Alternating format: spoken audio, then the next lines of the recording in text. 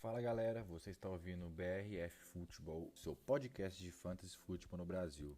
Eu sou Eduardo Filho e hoje nós vamos falar sobre a última notícia que saiu sobre o Julio Jones, wide receiver do Atlanta Falcons. Depois de 10 anos, 12.800 jardas e 60 touchdowns e um Super Bowl alcançado, o Julio Jones está sendo especulado para sair do Falcons. A quinta-feira foi mais um dia de rumor, do Julio Jones, e o Falcons estariam vendendo ele no mercado de trocas, e o principal motivo para isso seria porque eles conseguiriam um alívio no salary cap deles, que ao trocar o Julio Jones após o 1º de junho, eles aliviariam 15 milhões do cap deles, bastante coisa. Ele é o maior wide receiver da história do Atlanta Falcons, completou 32 anos no último mês de fevereiro, mas eu ainda considero que ele tem uma gasolina no tanque para poder produzir na NFL, principalmente se ele conseguir ficar fora das lesões. Ano passado foi um ano ruim para ele, ele teve bastante lesão, ele perdeu acho que cerca de 7 jogos, mas mesmo assim conquistou ainda 700 jardas, que é um número absurdo para 9 jogos, que dá quase uma média de 100 jardas, 90 jardas por jogo, e ele conseguiu esse feito. E agora, em notícia, o Bleacher Report lançou no dia de ontem que alguns times poderiam estar interessados no Julio Jones, que seriam Los Angeles Chargers, San Francisco 49ers, Baltimore Ravens, New England Patriots e Indianapolis Colts. Aí fazendo uma análise do que esses landing spots podem ser pro Julio, até porque o Julio é um jogador que impacta diretamente no ataque do time e com certeza pontua muito em termos de fantasy, porque é um cara que conquista jardas demais, é um grande alvo na red zone, pode pontuar bastante. Então, fazendo uma análise primeiro do San Francisco 49ers, é importante a gente lembrar que o 49ers gastou uma escolha já com o Brandon Ayuk no ano passado, e a gente viu que nesse primeiro ano dele, ele conseguiu atingir até as expectativas, conseguiu mais ou menos 700 jardas na temporada passada, acho que cerca de 5 a 6 touchdowns, mas com uma adição de Julio Jones no seu time, no seu elenco, eu acho que seria excelente no elenco dos 49ers, que ele seria realmente o wide receiver número 1.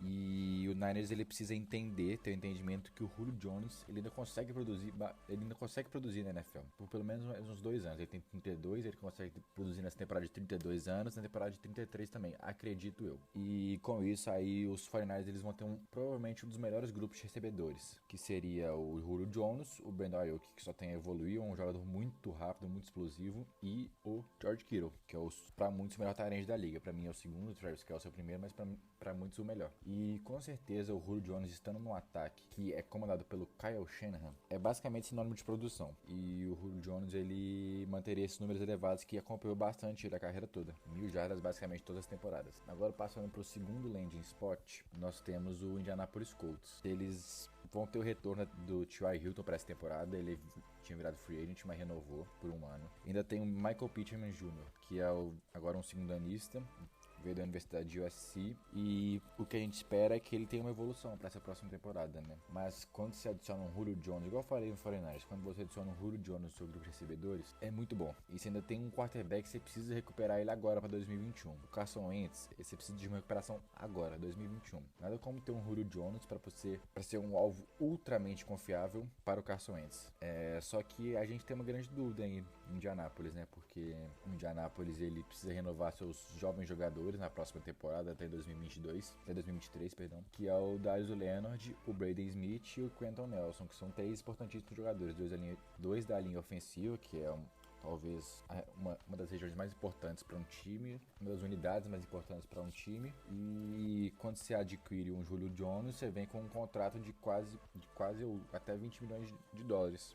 Ou seja, vai afetar demais o salary cap e possivelmente não teremos um Indianapolis Colts renovando com esses 3 jovens jogadores se adquirir Julio Jones. Agora passando para o New England Patriots, eu acredito que ele não encontrou seu wide receiver número 1, nem Nelson Agholor, muito menos em Kendrick Bourne. Mesmo tendo agora trazido Jonnu Smith e Hunter Henry, que são realmente muito bons recebendo a bola, Julio Jones seria muito um salto em relação aos wide receivers que eles obtêm atualmente. Qualquer nível de recebedor que eles tenham na franquia agora, o Julio Jones seria um salto muito grande. Mas eu acho acho que ainda tem um obstáculo em New England que se chama Ken Newton. Já faz mais ou menos uns 3, 4 anos que Ken Newton não consegue ser mais produtivo na NFL. Foi um QB que começou muito bem a sua carreira, mas agora, no auge dos seus 32, 33 anos, não consegue mais produzir. Eu acho que se Bill Belichick decidir que Mac Jones assuma em algum momento da temporada a posição de titular e com o Julio Jones no elenco, aí sim o Julio Jones conseguiria produzir, conseguiria atingir números altos. Com o Ken Newton eu acho muito difícil. Você vê que na temporada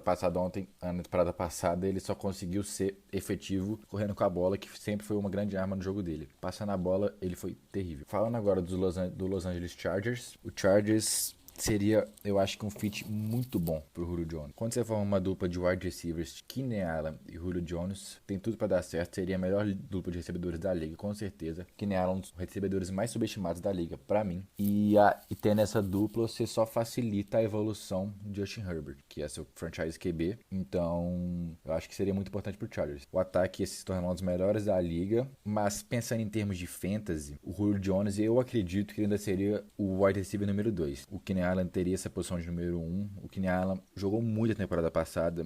Ele já tá lá há muito tempo, né? Já tá acostumado a jogar já se acostumou a jogar com o Justin Herbert. Já tá há muito tempo de casa, então eu acho que a produção não seria a mesma em comparação a um 49ers, um Colts, porque eu acho que o Keenan Allen é muito bom, então ele diminuiria um pouco o número de targets, ainda considerando que tem alguns outros recebedores que ainda iriam produzir lá, por exemplo, o Mike Williams ou até o novato Josh Palmer. Então eu acredito que o fit para jogo, pro time, pro Chargers seria bom, mas para fantasy, para o Julio Jones não tanto. Em Baltimore, agora falando do Baltimore Ravens, os Ravens eles escolheram o Rashad Bateman na primeira escolha deles, na primeira rodada. Então eu acho que o interesse que eles tinham antes mesmo do draft pelo Julio Jones, eu acho que ele deu uma diminuída. Então, a partir do momento que você gasta uma escolha de primeira rodada no Rashad Bateman, no wide receiver, eu acho que eles perdem um pouco do interesse. E a gente ainda percebeu já que ao longo dos anos, nos últimos 2 anos pelo menos, que o ataque de Baltimore está sendo muito focado no jogo terrestre.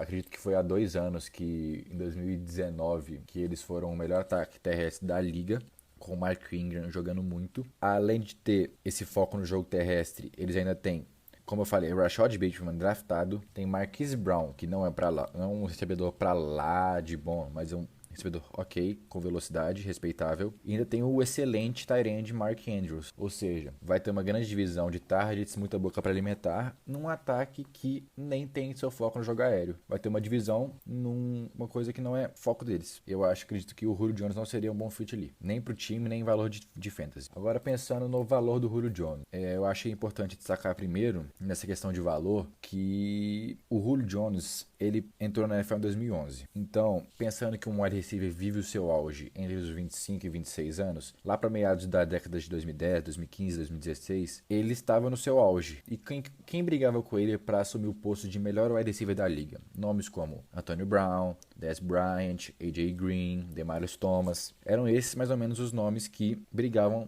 para ser os melhores da liga, 2013, 14, 15, por aí, 16. Mas agora em 2021, a gente percebe que todos esses na lista, menos até o Julio, chegaram na casa dos 30 anos. E a gente sabe que quando um wide receiver alcança a casa dos 30 anos, ele não vai ser aquilo que ele foi na primeira década de NFL. Sabe que eles não vão produzir mais. Falando desses exemplos, o Antonio Brown ele vive no momento sendo a terceira ou quarta opção do Buccaneers. O AJ Green, ele não produz desde 2017. E o Dez Bryant e o Demaryius Thomas estão sem time, os dois. O Dez Bryant jogou 2020 pelos Baltimore Ravens, mas irrelevante quase, bem irrelevante. Então o que eu quero tirar de conclusão disso tudo é que o Julio Jones, ele chega na sua segunda década de liga sendo produtivo. Ano passado ele teve 700 jardas em 9 jogos. Ele é uma máquina de produzir jardas, é uma máquina na red zone, e eu acho que seu valor deve ser respeitado e não subestimado. Acredito que uma escolha de segunda rodada ou um começo de terceira, mas mais uma escolha de segunda rodada seria o valor que o Falcons mereça. Então estamos chegando aqui no final da análise sobre os rumores que beiram Julio Jones, se ele vai ficar ou não na Atlanta Falcons. Muito obrigado para quem chegou até aqui. E não se esqueça de seguir o Brasil Fantasy Football nas redes sociais, que é @brffutebol. Siga lá, acompanhe e muito obrigado a todos. Forte abraço.